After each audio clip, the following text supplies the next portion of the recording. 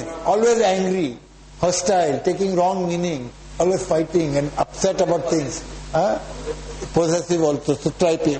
What about other types of people who don't have this? One is that because of this personality problem, they are there. Working women are more susceptible to stress. Mark my word, working women, whether married or not married. I'll tell you why. Because the workload is very, very diffuse from them. They have a lot of work at home, they have a lot of work at office. And if they are working women who are married, then the workload increases because children are there, in-laws have to be taken care of, husband has to be taken care of. You and I can go home and relax. They can't. They start the second. So working women definitely are more susceptible, more vulnerable to stress. Okay. Then people who are targets of gender or racial discrimination. Anyway, whether it's in America, whether so I'm gender, racial, language, any discrimination.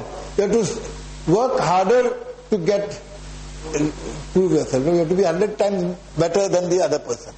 Okay? Whether you are a Bihari in Maharashtra or you are a Negro in America, wherever there is discrimination, racial, linguistic, gender discrimination, no promotion for women or only for women promotion. And you happen to work in that office. Different salary structures, there are different parents. So such people are more vulnerable to this thing. Elderly people are more susceptible to stress because it can be because of financial problems, prolonged illness, and helplessness, loneliness, and what else? Fall in living standards, While they are working up to the age of 60, they have chauffeur-driven cars, they have big house, they have servants, etc. And then suddenly there is a fall in the living standard. So at what age does the elderly start? When you start feeling old. I don't know because I am not yet elder. I am absolutely young. Yeah, good. So I don't know. I am young, I know that. But people who feel, now the retirement age should be extended. Teenage starts at 60 nowadays. Okay. No, but illness starts. Illness and this fall in living standard. If you can't maintain that, it can create stress. And also loss of spouse. Loss of spouse. I mean, again, this is a back of the envelope statistics I'm giving you. It has been noticed or observed or remarked that when two persons are married for long, and now the children are grown up and they've all flown away and they're together. When one of them dies, the other dies quite soon after. Yeah. Maybe 3 months, 6 months, 2 years, doesn't matter. But suddenly, not because of anything else, but enthusiasm for life is gone. The desire to continue living has gone. Because of it happened. So somebody I've seen in my own family, extended family and all that. Most of them have not survived more than 1 year. Yeah, it has happened. Can you tell us what happened? 6 7. Okay. It can be coincidental or it can be a pattern. But but loss of spouse you can just imagine. Particularly when you're already feeling lonely, when you have only each other. The children love you, but they are 10,000 miles away from you. I have only one child and he's away. So, and now, some people don't have children also. We all have. Okay, so that is another thing. So then somebody said about work risk factors. Yeah? Work. There are lots of factors at work. For example, what could be work risk factors? Females are harassed by the bosses. Bosses, sexual harassment is one. Okay, nowadays boys are harassed by their female bosses also. Yeah. Promotion time. Long hours of work. Leave aside other things. I'm just telling, even if those things are not there, these are very obvious things. Sexual harassment, etc. But long hours of work, yes, you're required to work from 8 in the morning to 8 in the evening with no job security. It's a source of tremendous stress. Long hours of work. Then frequent traveling. Monday you go somewhere, come back on Tuesday evening, Wednesday you go somewhere, come on Thursday evening, Thursday night, you takes away quality time from family. It is very, very stressful. Okay, then if there is no job security, particularly in the private sector. Yeah. In some private sector organizations, they tell you on the phone, please don't come from tomorrow, on your way out, collect your check. whatever is due. Job sec, unreasonable demand. The bosses want everything. They want it yesterday. Like the advertising world, there's a phrase like that. You ask the boss, when do you want it? He says, I want it yesterday. That means you already delayed it. The boss has 5 o'clock told you today and you want it yesterday. So pressure. And you have to work. When the boss goes at 5 o'clock to play golf. And this happens frequently. And you have to work. Okay? And this happens frequently, then it becomes beginning to become more. Although divorce is beginning to become more acceptable, still it is found that divorced individuals are subject to a lot of stress. Widowed individuals. Either way. Divorce good or bad? It depends. Of course it's not good, but then it may be inevitable in certain circumstances. Sometimes people are amicably part, they are happy. Yeah, happy, yeah. So they are happy Mutual understanding. That's okay, no? Divorce by mutual understanding. Divorce is okay, yeah. No animosity. No animosity. Absolutely. I'm not yours. You see, one woman asked the guy she was going to get married to, will you love me as much after we get married? And he said, I think so, because I'm particularly fond of married women. So that way you'll have one more man. Okay, fine. And as you said, angry personalities. And there's another area where I don't know whether this is again my personal observation. People who don't have health insurance face a lot of strain, especially elderly people. If you're not covered by health insurance, it creates a lot of stress.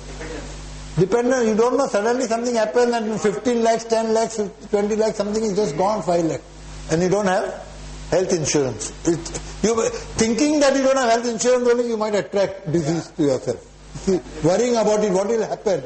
You know, as I told you, intense worry of something which may or may not happen. But the quality of your life starts suffering. And as you said, angry personality. So now so far we have covered what is stress, what are the external factors of stress, what are the internal factors of stress, then what is acute stress, what is chronic stress, who are the people more liable for stress, why stress is increasing. Now come to the main part. How do we manage stress? Can we think of some simple steps whereby we can reduce stress? Tell me. Go out. Go out. Go for a walk. Meditation. Acceptance. Very good. I'll tell you my point, but this is all same point. Acceptance. Go out. Socializing. Let go. Excellent.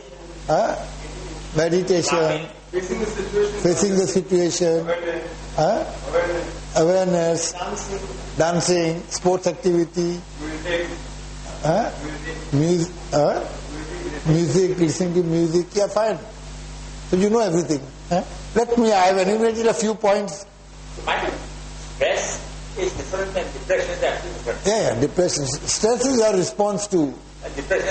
Depression is deeper. It's a psychological condition. It's a disorder. Absolutely. That creates havoc. Hugging also, yes. You start a movement. There's a person who started a movement, free hug movement, you know. Okay, yeah, fine. So let's enumerate. First and foremost, I would say, something? Hugging, yeah. Hugging is a good thing. I enjoy it. Getting organized, yes, very good. Smiling. Clean, healthy sex. So shall we go in the order in which I have put it down? Everything that you have said is right, and all that you have said is included in what I have written, and maybe a little more. First and foremost, as you said, there will be proper attitude. I would rate that as number one. If you can take care of that, you will take care of many things. An attitude which gives you the strength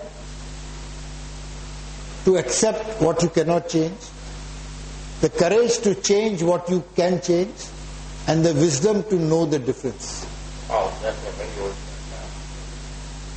Previously, the prayer, this is called the serenity prayer. God grant me the serenity to accept the things I cannot change. I have changed this because there might be people who don't believe in God. Okay, so we don't bring God into this. You say you develop an attitude which gives you the serenity. Accept. So that's the worst thing, is that we don't accept things that we cannot change. And we try fighting and trying to change. Just what is in your control. If you start worrying about what is not in your control, you can't do a good job of taking care of what is in your control. So what is not in your control, leave it aside. I've called another word for it. I've called it office use philosophy.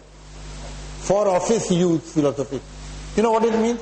Have you filled up any form, whether it's a bank account opening form, whether it's a passport visa form, whether it's an admission to IIT, anywhere you go, at the bottom of that form, which may be a 10-page form, then there will be at least half page or something for office use only.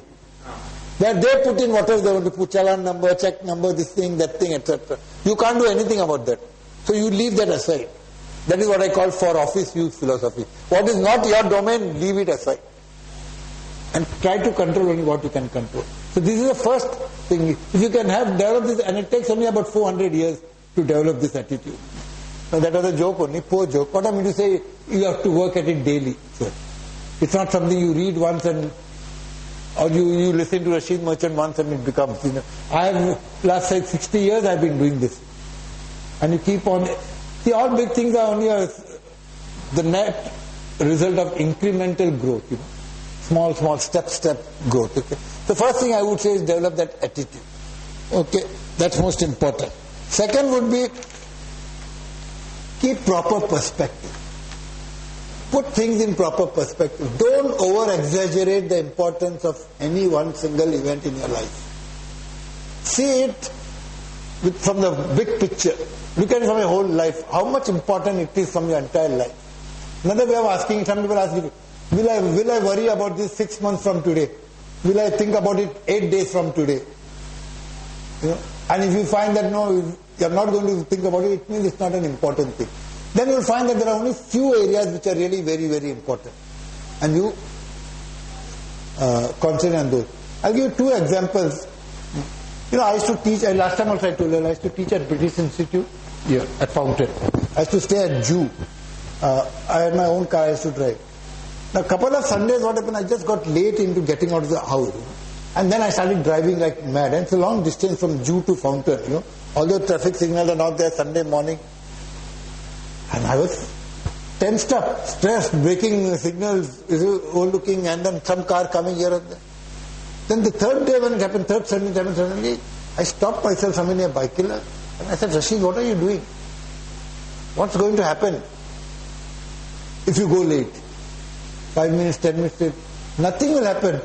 Your wife will still love you, your girlfriend will still hug you, your students will still like you. And I also realized that students like those professors who come late. I remember my students. No, I thought that to myself, what does it matter if I go instead of 10 o'clock, if I go at 10:05? What does it matter? I'll give them 10 minutes more at the end of the class. I have to make up. I don't want to earn money which I don't deserve. Now what happened? Just see.